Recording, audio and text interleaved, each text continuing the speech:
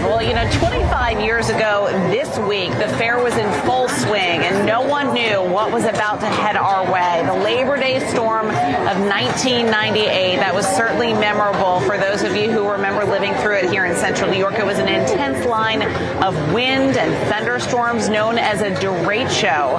It slammed into the fair, and it moved east with winds nearly 90 miles per hour. 3 people died and hundreds of homes were damaged. Our former NBC3 meteorologist Wayne Mahar was watching the radar hit that night and says the challenges of forecasting it are almost as difficult as getting the warnings out to viewers. Even today, okay, it was a giant problem back then, okay, but even today, 25 years later, even though you've got the mobile phones,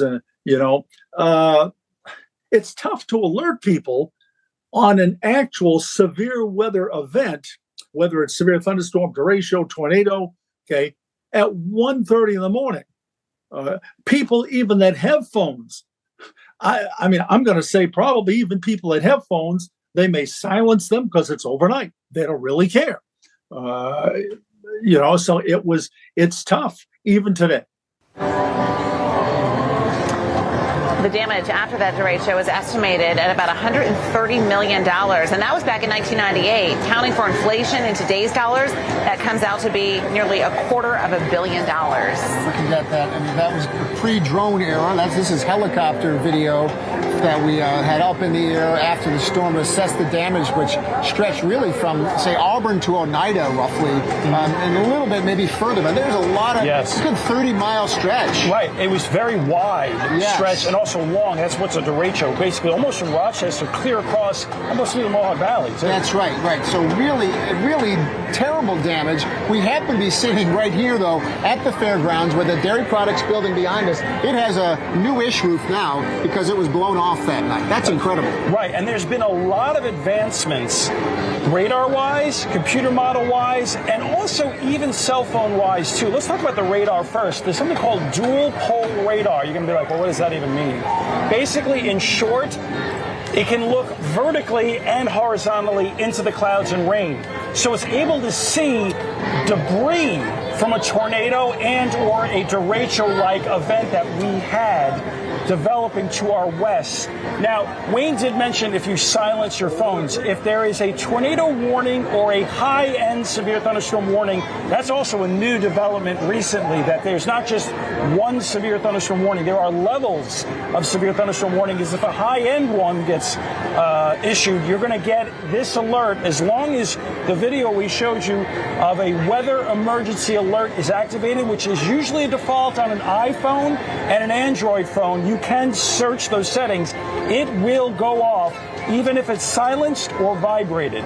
Now, if the phone is off, it won't go off, but it will be one of those tones very similar to an EAS on TV, so you will get alerted with that. Yeah, those warnings are incredibly crucial, really important for people to hear. First, new at 6 tonight, we are looking ahead to the new school year. You might want to have your kids start going to bed early because school does begin next week for most students, and a lot of parents are starting to think about school lunches as well, and many school districts are providing free lunches for students again this year. But not all districts meet the requirements to make the school meals free of cost to students. Our Morgan Scott takes a look. With new state funding towards the Community Eligibility Provision Program, several school districts will be able to provide all their students with free breakfast and lunch this upcoming school year. In the North Syracuse Central School District, 8 out of all 11 schools qualify. Back in the early days, we couldn't even qualify for the community eligibility provision due to the fact that we didn't have enough students that qualified for free and reduced meals. As our level of eligibility has increased, meaning the socioeconomic status of our community has declined, more and more students are qualifying. School districts that have at least 40% of the student population eligible for SNAP or Medicaid can apply. Keegan says his district just made the cut. The schools that did not qualify have significantly low numbers of students already eligible for free and reduced lunch. A district can combine schools, so we took our highest eligible schools with the highest free and reduced rate, and we combined them with schools until we kept adding schools until we got to that 40%, and then we had to stop. Advocates for alleviating hunger in New York say state leaders are helping significantly through this program, but there's still much more they hope to see be done. This is a really significant benefit to families. It's estimated to save families approximately $140 per month per child in grocery benefits. That's an important form of relief for families that are struggling to make ends meet. We applaud state lawmakers for making this substantial investment in last year's state budget. It was $134.6 million to expand access to free school meals in New York State. It doesn't cover all schools, however. So we are urging New York lawmakers to close that remaining gap. As Dorfer says, the benefits to students are countless, including improved attendance and academic performance.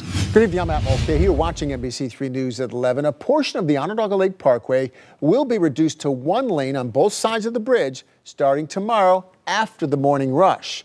They're trying to assess how effective this could be at alerting truck drivers about our favorite low-clearance railroad bridge. Dale Ostrander was in Liverpool today talking with neighbors about how they feel about this change. Dale?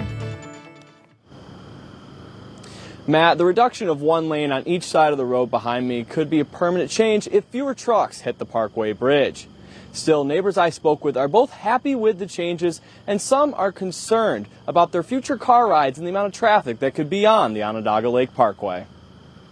After the morning rush on Tuesday, August 29th, the Onondaga Lake Parkway will be reduced to one lane each way of traffic for approximately 1,200 feet on either side of the Parkway Bridge. Well, some might oppose it, but I really don't think it would bother me much. I tend to look out for safety. Most concerned these days, especially like I said with the accident there. There's got to be another way to make truckers, which I think is the problem, be more intelligent.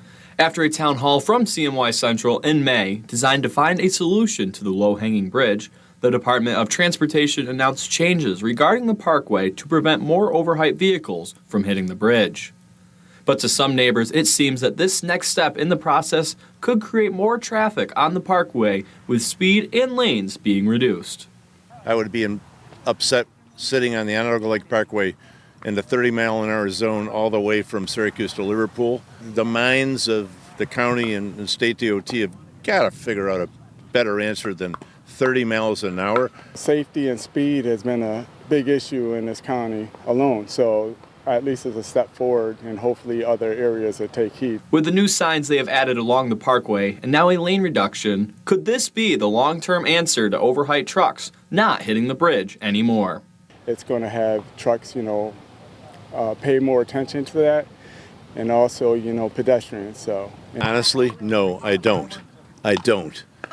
Truckers are going to see more signs and stop and turn around, which is another problem.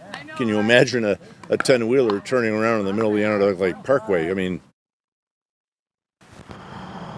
Now, for anyone driving on the Onondaga Lake Parkway tomorrow after the morning rush, there's going to be an active work zone, DOT says. So you want to slow down in that, because if you speed in an active work zone, it is a double fine. Reporting in Salina, I'm Dale Ostrander. We will know by tomorrow afternoon whether it's working, Dale. Thank you, or at least have an idea. By the way, Dale mentioned the Parkway Bridge Town Hall we did. You can still check that out anytime you would like by going to cnycentral.com. We had those leaders talking about these issues on NBC3, put the ideas in motion. Our Parkway Bridge problem fully discussed in that town hall at cnycentral.com.